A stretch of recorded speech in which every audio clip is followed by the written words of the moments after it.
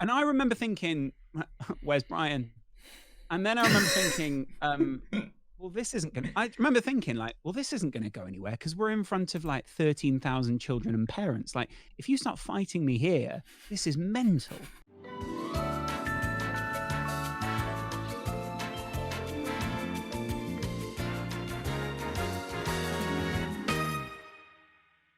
Ben PW, Miles has redeemed, discuss a hot topic. Wembley Cup after party. Want some more detail on what went down. Okay, I think I know where this came from. This from probably Stephen, came from wasn't it? Jaackamate.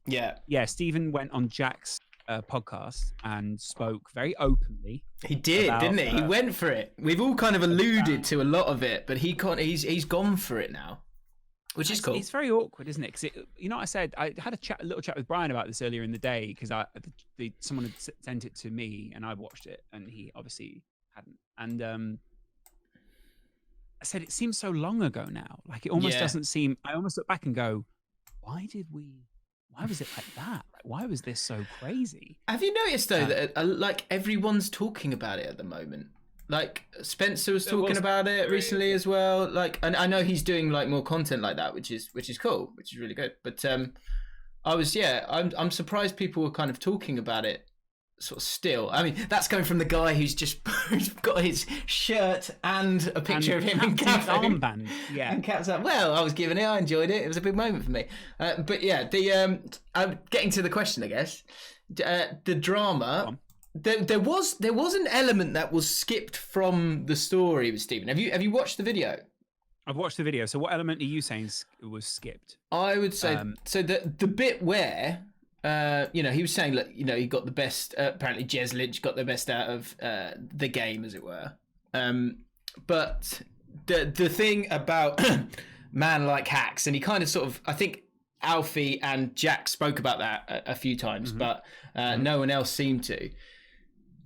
They were talking about man like hacks and the fact that he was just being a bit pathetic. But in the game ended, like in the middle of the game, there's the clip that everyone's seen before, which is at the moment where Jez obviously either trips him up on purpose, which I presume that's what he was doing, because he's now finally seen the diss track. Stephen's on there, they're in the middle of the pitch, they've got a chance to have a go at it, and he basically trips him up, which is sort of like, I guess, one moment in the whole thing. But then once the game ends, Stephen and all of us are sort of taking in that moment of kind of being like a footballer for a second. And, it's fair to say that a lot of the crowd were there for XO. Like, and I don't think I'm exaggerating when I say that. Like, a lot of people were there who were, if they were supporting hashtag, they were also supporting us. And obviously in that game, we were very much the heroes as opposed to the villains. So, everyone wanted us to win that game. And the crowd was really behind us. And so after the game, we were like, wow, like that the noise when we came on and like all this kind of thing was incredible. And then suddenly after the game, we were like, I was very grateful. I was like, well, that's not the worst way to go out. And in that moment, you're trying to put it in some form of, like a context, because you don't want to stand there and be like, well, like them and be a bit like, shit, it's terrible. And I'm walking along the sideline sort of clapping, not under the illusion that anyone's clapping back, but sort of like, yeah, it was brilliant, and trying to act a bit. What you're trying to do is act like a footballer. So if the camera is on you, then, I do remember actually I was going, because all the fans were on one side and you were doing the other side. And I remember going over to you and going, Lars, mate, come on. No, and I pointed up and I went, look at the long lens cameras. Yeah, and you went, and there's a point where it's at you and you just go, oh yeah. And then you started, and then you start clapping too, and then you and I start covering our mouths and having a chat like we're a footballer. Yeah. And then out of nowhere, to my right, I remember Stephen put his hand on my shoulder and he went, Laurence, this guy won't leave me alone. And I turned. Is this what you're talking about or not? I guess I can tell my version of it. I turned to Stephen and I was like, what do you mean? And then out of nowhere, this guy wearing a Scottish hat just comes in and he's going, what the fuck is going on? And I was like, mate, that's a fantastic impression. What's Bobby? I was like, what are you doing? He's literally just been talking with a Cockney accent for the last 30 minutes whilst we're playing a game. And it's strange because I'm joking. That's one of Man Like Hax's many boss-eyed characters. Do you know what the thing about Man Like Hax's career, and I guess we're all nervous about this. We're all nervous about how things are going to kind of date. And I think the thing that he can rest easy with is the fact that all of these sides of Black Lives Matter, all of these sketches are just going to age really, really well for him, and that's something that he can walk away with, regardless of how the rest of his career goes. Do you know what I mean? Yeah, because it's not like in the future we're going to realise that that kind of satire was ultimately undermining some people who are very hardworking people, but also people who may have been born into an area where they aren't as advantaged as someone who, say, was born south of the Watford Gap and therefore, you know, has a lot of opportunities thrown at them in life, but ultimately squanders them up the wall because they're a giant piece of shit. You know, just people who come from London in general have this sort of like, oh, we're better than you, like, you know. Yeah, okay. And so Stephen had his hand, and then weirdly, like, Stephen came very close to me and was sort of like, mate, this guy's he's still coming at me. And I turned to him and I saw Man Like Hax, and I didn't know what his demeanor was because, well, I'd never heard of the guy before. And I turned to him and I went, mate, you joking? And he was like, no. And I was like, Stephen would destroy you. and then he just went, what? You want some? You want some? I'll fucking shank you. I'll shank you. And he literally said the words, I will shank you. And I remember thinking, where's Brian? And then I remember thinking, well, this isn't going to... I remember thinking, like, well, this isn't going to go anywhere because we're in front of, like, 13,000 children and parents. Like, if you start fighting me here, this is mental. And so I was just standing there and I was going, what? And I was acting a bit hard. I'm not that hard, but I was acting quite hard. And I was like, what are you going to do? What are you going to do? And his manager came up to me and went, look, mate, you don't want it, all right? And I was like, what? Like, what are you saying? I was literally standing there. I was going, what are you saying? Like, I just couldn't believe this whole thing was happening. And Stephen was just standing next to me and we were both... Stephen then started having a go at him again because I think Stephen realised, like, I'm not taking this shit off this guy. And credit to Stephen, he didn't at any point shy away from this. He did come for a bit of backup, but at no point did he go, oh, can you handle it for me? Yeah. He was just basically looking for someone to go, is this mental, or like, what the fuck's going on? Do you know what I think happened though with that is, and we've all done it, and you know, I've, as a guy who can be very lippy, and certainly was lippy, like back even when I was even younger, I kind of calmed it down now. But when you know that there is an altercation going on, but you also know you're safe. Like if being in a nightclub, I had a mate called, I've got one of my good friends, this guy called Jake, who is ginormous. He's, you know, he's a Brian. And in a club, if something sort of started kicking off, like someone bumped into you or whatever, and you've had a few drinks, and you look to your right, and he's there, you go, right, I'm safe here. And it's the same thing with that moment, because you're like, the guys, I would imagine for you, like almost like highlighted the awareness of the situation when he says something like, I'm going to shank you, because you get to go, what? What here? Jimmy Conrad's literally down there doing an interview with like Adi Akinbaye. Like, I don't think this is going to happen. It was also quite funny because I remember looking round and maybe three things I thought were, first of all, where's Brian? In case just like something does kick off, I was like, no one's doing anything around. Secondly, I then went, there are loads of mums and children here. And thirdly, I thought, there are more people here that like me than like you. So I'm saying you will be the one that has a problem, like, because there's no way that Billy and Jeremy are getting involved. There's no way that Callum Best is getting involved. Like, there's no way that half these people are. And I know that the people on my team are actual nice guys who'll go like, right, okay, there's something cracking off here. Let's have a go. And I just thought, well, realistically, you don't have the materials on the pitch to shank. Yeah, has he brought that to Wembley? Pop that in his bag and pass the security check. Like it was just bizarre in general. And then I got bored and was just a bit like, right, this is not happening anymore. His manager was like, you don't want it. It's this big bald hitman guy that was working with those guys at that time. And I was just like, all right, cool, leave it. And that's where that shot comes of me where I'm walking away from him and he's just like shouting and they're holding him back. It's an amazing picture. So it was good. A great shot, yeah, and it really summed up how hard I am. Yeah, and that's important to say. Yeah, and I was just so hard. Yeah, And it was, and then I just went back to the dressing room and I was a little bit shaken. I remember going in, like, we were chatting in the dressing room and all of it. And I told Brian, and Brian went, "What?" Like, really? Like, really? And he went, "I'll go back out there." I was like, "No, mate, you finish your shower." Yeah. And you wash that up. Yeah, you wash that up, finish it off. And then from there, like, I remember seeing the footage afterwards, because I left the party quite early because we had my partner's little brother with us and my dad and stuff. And then I saw this video of Stephen going back and forth with Man Like Hacks, and Man Like Hacks just making no good jokes. And then someone saying something about a Lamborghini, and then Brian just does come in, puts his arm around Stephen and walks away. And Man Like Hacks just sort of goes, "Oh, you fat wanker," as Brian's like 50 feet away. And I just remember thinking, like, this is so pathetic. Like, the whole thing is over a charity football tournament. And I know you have a moment, you have your pride and you don't want to lose and stuff, but at the same time, like, just have some perspective on it. Like, it's just such a weird I agree. thing. Like, I think, and look, we took it seriously. Like, I took it far too seriously, but within the kind of confines of, like, enjoying the moment of it. I believe I don't feel like, embarrassed about us trying to do our best in that moment in the game. But once the game is done, actually, for the rest of the night and the day, we just didn't want it to end. We just wanted to kind of just be together, because, you don't know how these things are going to kind of go. But I think that's one big thing with YouTube football that Spencer spoke about in his video with Seb, is that, and we found it. We did. I think you worked as on behind the scenes Commentator on Fan League. On Fan League,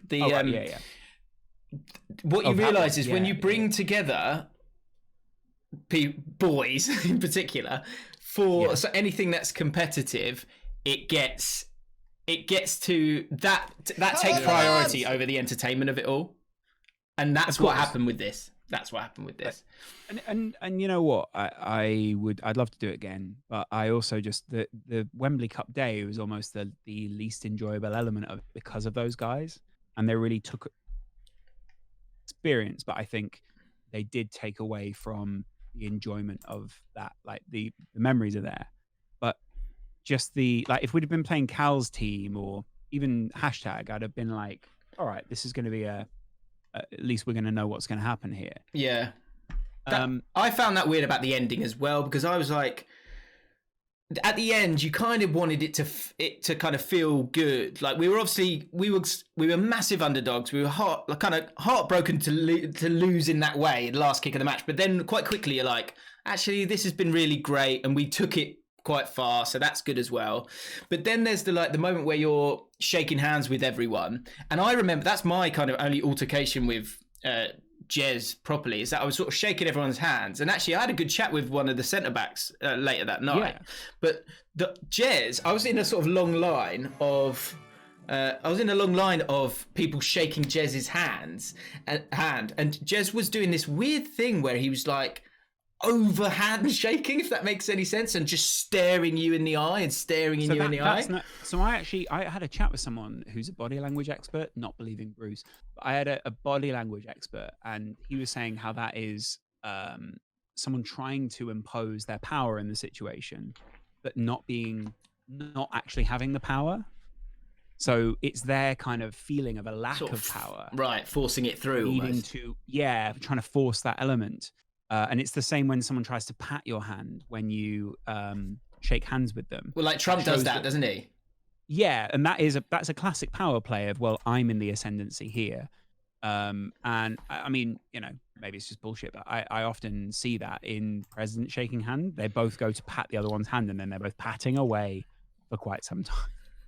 What do you think about, because the thing watching it back is the last thing, and we really, well, we don't have to play football, it doesn't matter, does it? It's just nice to catch up. Though, yeah. But with Jez, like the sort of backlash of it, and Stephen was really kind of, because I was on the F2 shoot as well. Right. So I was kind of there for that as well, and sort of saw, and what Stephen was saying was true. I could kind of understand an element of their, like, look, we've got a brand here. Stephen and Brian have never, they've always, that's why they're as amazing as they are, where they've always just said what they want. F2 shoot, you mean you were on the XO, so Brian and Stephen shoot exactly. with the F2, right? Okay, because I thought you meant the one for the Wembley Cup, which was a very awkward shoot, and it was awkward. Yeah, like Stephen says, we drew the long straw there and getting the Eurostar to Harris, and then. But a bit being on that one, it was awkward at the end, and it was a sort of sad end to it. But going back to kind of what Stephen's said about the whole thing, and like what's come out of the wash with all of this, is the sort of there's an understanding that Billy is all right. Billy is okay. He's protective of his brand, but obviously Jez has, despite again going from strength to strength with TikTok and stuff like that, and a new platform and carrying on forward. Is that strength to? Yeah, I don't think anyone's ever gone continuing to have success. You get what I'm saying there, like continuing to have success, I guess, right? Yeah, despite the kind of the effect on his reputation. I'd love to know how he feels about it all, because I think the thing that he's so. Do you not? Because he's so distant. I don't think he's that kind of personality. I also think he sees it as like, well. You know what? I think the problem sometimes with YouTube is there are so many people who want to get along. There are so many people who want it to be like this collaborative community that it isn't. And let's be honest, like there is a reality to YouTube and to just online communities in general that, there is incredible reward from collaboration, but also it doesn't happen nearly enough because of the other human emotions maybe that get in the way. And I also think Jeremy doesn't see it that way. He sees it as a business and sees it as, I don't need to be friends with these guys. I need to be happy with myself. He is a very talented guy. He's very talented at football. I've watched his Instagram. He's very talented at piano and lots of other things. And he is clearly like a very kind of busy, creative mind. And I really respect that. It doesn't make me, I've got to admit, I never disliked Jeremy because I don't really feel like I'm the kind of person who dislikes someone in that way. But what did upset me was how he treated Stephen, because I care so much. I love Stephen. I think he's such a lovely person, and it made me feel so uncomfortable, because if it was just friendly banter, it was just friendly rivalry, I'd be fine with that. And I can actually understand someone believing they're competitive, but I love to burrow down into that psyche and see like the real drive, because it's all well and good us going, well, he's just a driven character. But ultimately, that doesn't answer any questions, and it allows people to continue to act the way they are. And I'm not saying I'm trying to stop him, but I respect what he's done in that sense, in that he's not felt the pressure to act the same as everyone else and to be like, yeah, we're all collaborators, and blah, blah. But at the same time, I don't necessarily therefore respect what he's done. I respect that he hasn't done what we've done, if that makes sense. Well, I think what it highlights is a lot of stuff is, numbers are great and all these things are great, but like it's kind of how you're doing things as much as what you're doing. The thing that I keep coming back to, the thing I keep coming back to is just this sort of pantomime villain that he is. I just don't buy it. I just don't buy it with a lot of people. No, he might lack depth. Like that might be, people lack depth. That's the thing. But I don't think he's completely evil. I think he might be a little bit lost. Or not even lost. I think that's too kind, actually. That's too kind. I don't think he's lost, but I think is he acting out of an element of fear or just an inability to sort of I don't know, like process that he's got something that, don't worry, you don't need to be petrified of losing it. You can actually show some warmth and humility. That's the thing that I just like. It blows my mind that he could be that much of a knob. Well, it's also, put it this way, right? I often come back to the phrase, and I think it's really applicable online, especially with streamers and YouTubers, especially because, Brian and I were actually quite critical of a lot of the community when we first came out. And I don't think we necessarily understood the space when we were so critical. Or at least I didn't. I can't speak for Brian. I always go back to the phrase of people don't necessarily remember how you act, but they do remember how you made them feel. And I often think that with XO, and I think that with Brian, and I think that with people like you, and you see that with streamers. It's like people don't necessarily come back because it's like, oh, this guy's amazing at the game. They come back because you feel a certain way. Yeah. And I get that the F2 might make you feel something, but I never feel a sense of sentiment towards the F2. I always feel a sense of like, oh, they did something cool. I never feel a sense of like, God, I really love these guys. Yeah, do you know what's interesting? You said It's that's always been something clinical and cold about it. Yeah, that's always something that struck me with Brian, is like that's always something that's such a value of his, is that you've got to make people kind of feel something. And I think that's one of, like, that's the X factor of Brian a lot of the time, is that there's a mix between you know, you care for him, you want him to do well, you're also you know, you're also sort of gently intimidated by him as well. Like, you know, of course. And I think that is part of it. I was actually chatting the other day with Charlie Carell, the poker player that we had on the podcast.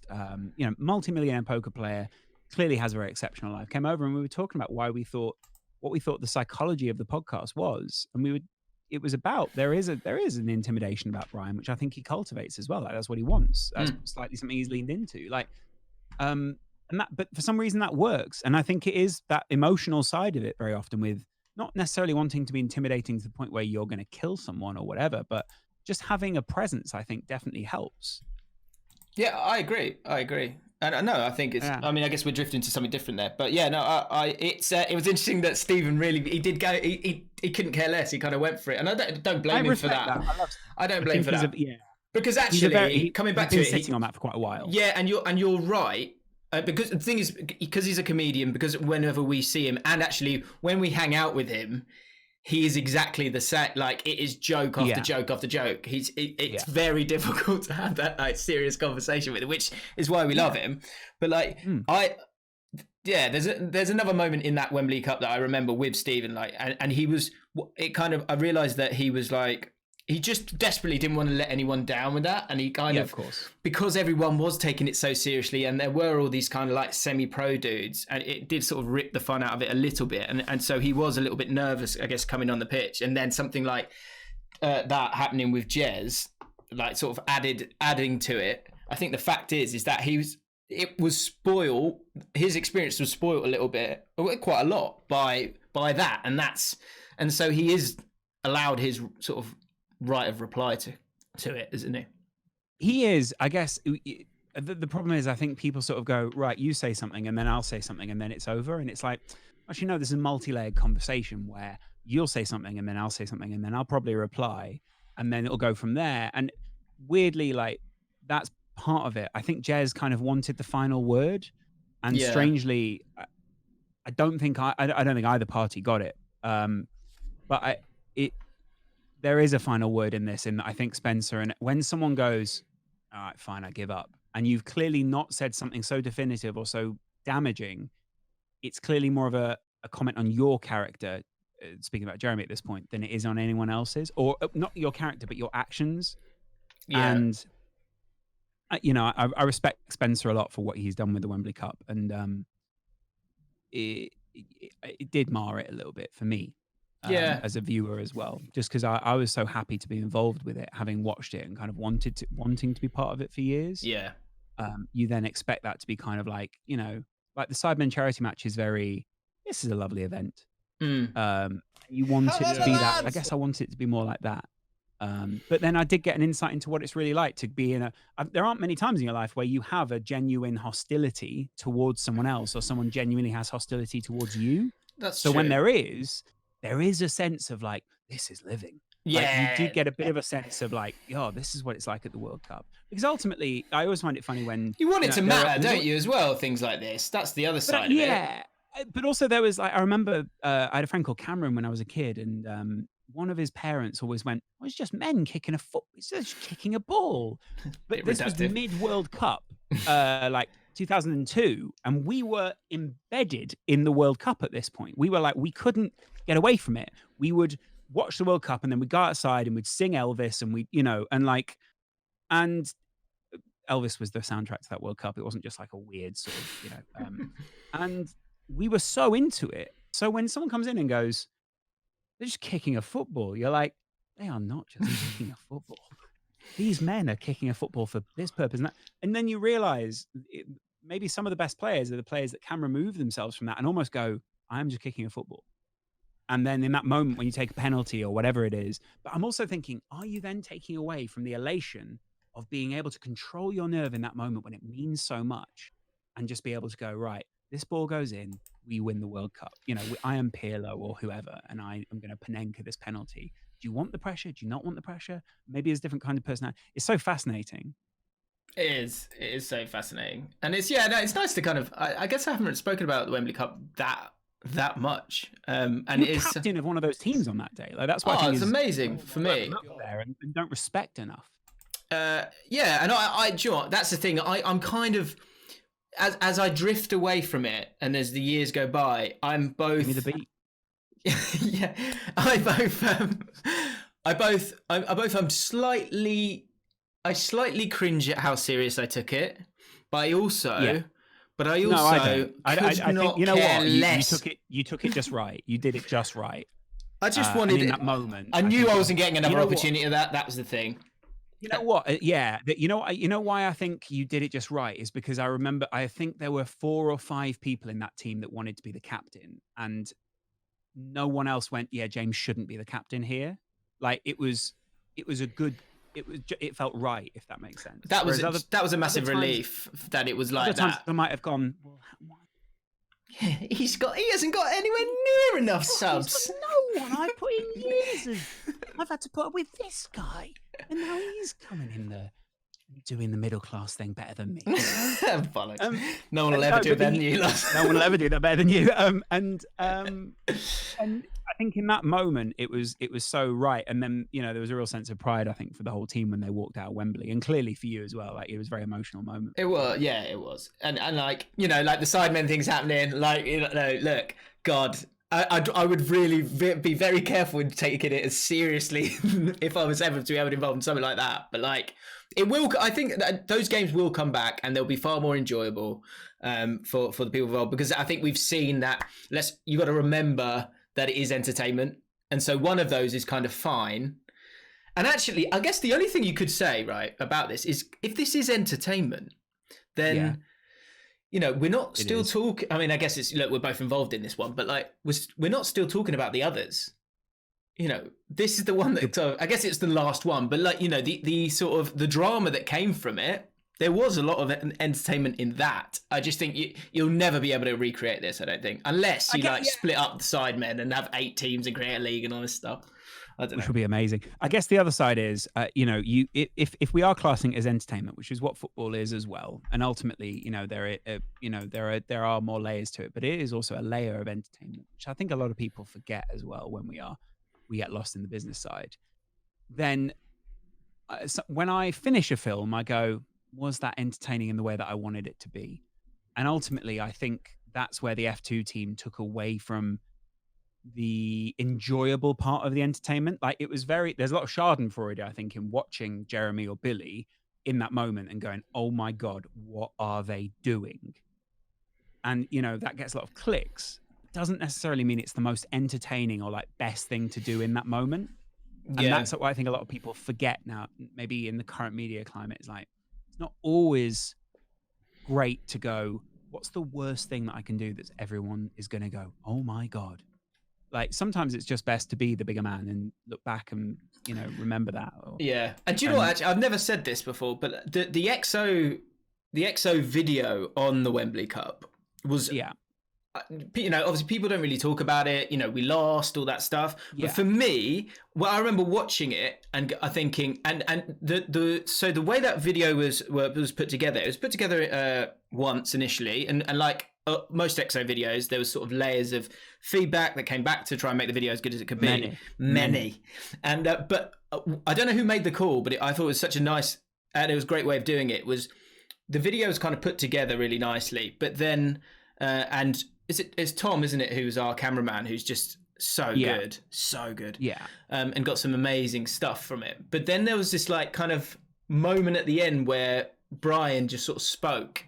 And it was like, it was really, really lovely. And so for me, on like a personal note, that was the perfect little full stop on the whole thing for me. Because because when you're talking about, it's kind of bringing back to what you're saying a few times, is that the sort of feeling of things is very important at the end of it. And so for me, at the end of it, and in terms of us controlling our own narrative of the Wembley Cup, we always got it right in that sense. And then with that video, I think that video is actually really underrated because it actually was just a really nice kind of like, yes, very true.